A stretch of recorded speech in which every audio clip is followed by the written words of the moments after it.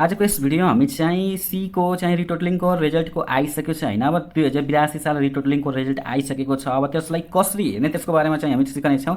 त्यसको लागि तपाईले क्रोम ब्राउजर ओपन गर्नु होला आफ्नो मोबाइलमा। क्रोम ब्राउजर ओपन गरेपछि क्रोम ब्राउजरमा तपाई चाहिँ cse.gov.np गरेर सर्च गर्नु होला।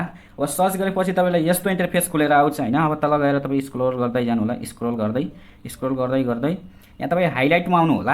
हाइलाइटमा तपाईँलाई चाहिँ पुनर्योग नतिजा 2082 पहिलो चरणको यो चाहिँ रिजल्ट रहेको छ। यसमा यदि तपाईँको रिजल्ट आएको छैन, यदि तपाईँले भेट्नु भएन भने तपाईँले चाहिँ चिन्तित नहुनु होला। फेरि अर्को चाहिँ चरणमा तपाईँको रिजल्ट आउन सक्छ। त्यसैले पहिले भनिरहेको छु, अघि पनि भनिदिन्छु। यसपछि यसमा क्लिक गर्नु होला। यसमा तपाईँ क्लिक गरेपछि चाहिँ यस्तो इन्टरफेस खुलेर आउँछ। यहाँ यसमा अब धेरैजनाको धेरै चाहिँ डाटाहरू हुन्छ हैन, धेरैजनाको रिजल्ट आएको हुन्छ।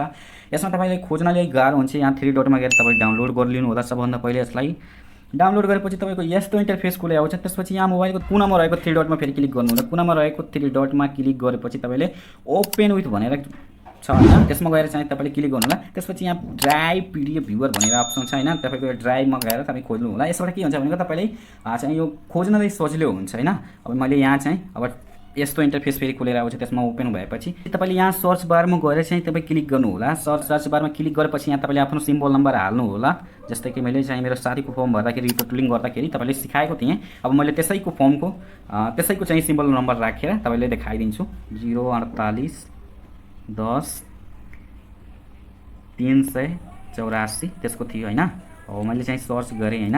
यसमा चाहिँ तपाईँको हेर्न सक्नुहुन्छ हैन, उसको मैले फर्म भर्दाखेरि यही सिम्बल नम्बर राखेको थिएँ हैन। यसमा फेरि हेर्नु यसको पास आउट भएको छैन, एनजी छ दुवैमा हैन। पहिलामा पनि एनजी थियो, अहिले पनि एनजी छ, केही पनि चेन्ज भएको छैन, नट चेन्ज।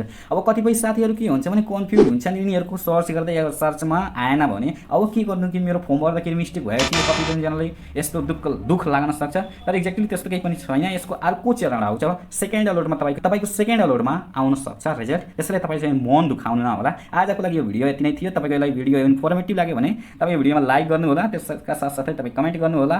तपाईँको भेटियो कि भेटिएन, फेरि भेटौँला अर्को भिडियोमा।